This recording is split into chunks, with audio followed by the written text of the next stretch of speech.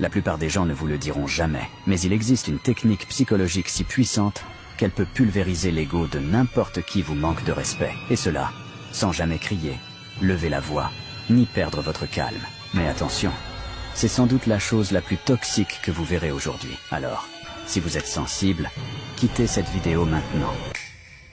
Si tu es encore là et que tu veux construire un mental plus fort que tes excuses, alors abonne-toi et regarde la vidéo jusqu'à la fin, car je te réserve une astuce bonus. Imaginez, vous êtes en train de parler et quelqu'un vous lance devant tout le monde. T'as rien compris, laisse tomber. T'es juste pas intelligent, c'est la vie. Vous sentez les regards. L'humiliation monte, mais ne répondez pas avec une insulte ridicule. C'est comme ça qu'on perd toute maîtrise. Fixez la personne calmement et dites simplement, peut-être que vous avez raison. Aidez-moi à comprendre. Expliquez-moi clairement, puis gardez le silence. Ce que vous venez de faire, c'est activer un piège qu'on appelle le miroir projectif. En apparence, vous demandez de l'aide, mais en réalité, vous exposez leurs besoins de dominer, leur frustration, leur ego fragile. Vous leur renvoyez leur plus grande peur, celle de ne pas avoir la maîtrise. Vous les poussez à prouver leur supériorité. Et souvent, ils en sont incapables. Et c'est là que vous devenez le maître et que vous les traumatisez. Souvent, ils commencent à vous insulter et veulent même déclencher une bagarre car ils ne peuvent rien répondre. Mais vous restez stable, charismatique, en place, et sans hausser le ton. Vous avez inversé la dynamique. La plupart des gens ne remarqueront jamais ce genre de subtilité. Mais si vous êtes encore là, c'est que vous réfléchissez autrement. Si vous ne suivez pas ce conte, alors on ne se recroisera peut-être jamais. Mais si vous le faites, bravo, vous êtes en train de devenir un maître en psychologie noire. Félicitations pour avoir regardé la vidéo jusqu'ici et tu ne seras pas déçu. La première question que j'ai à te poser est ceci. Quelles sont ces personnes qui ont le pouvoir sur vos émotions?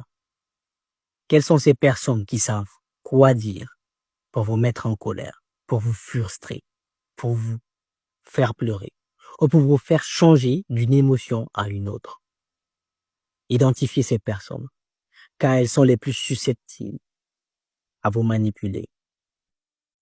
Maintenant, que ceci vienne d'une personne que vous connaissez ou d'un inconnu, posez-vous cette deuxième question.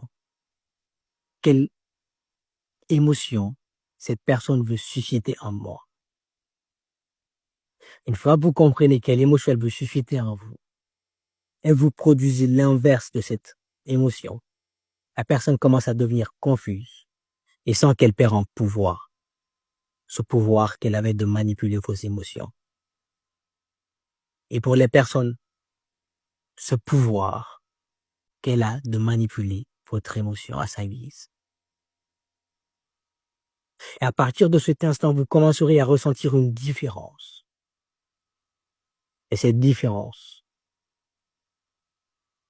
est le sentiment d'être propriétaire de ses propres émotions et de ne pas être là à réagir comme les autres veulent que l'on réagisse. Mais n'oublie pas qu'écouter cette vidéo ne changera rien à ta vie.